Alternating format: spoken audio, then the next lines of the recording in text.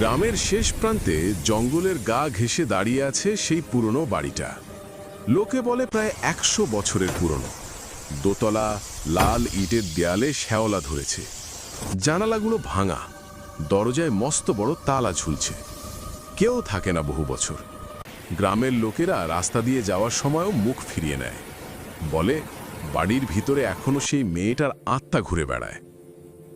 আমার নাম রাহুল। কলকাতা থেকে ছুটি কাটাতে এসেছি দিদির বাড়ি।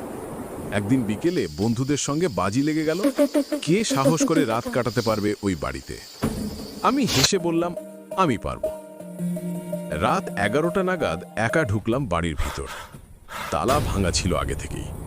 দরজা খুলতেই একটা ঠান্ডা হাওয়া এসে ধাক্কা মারল।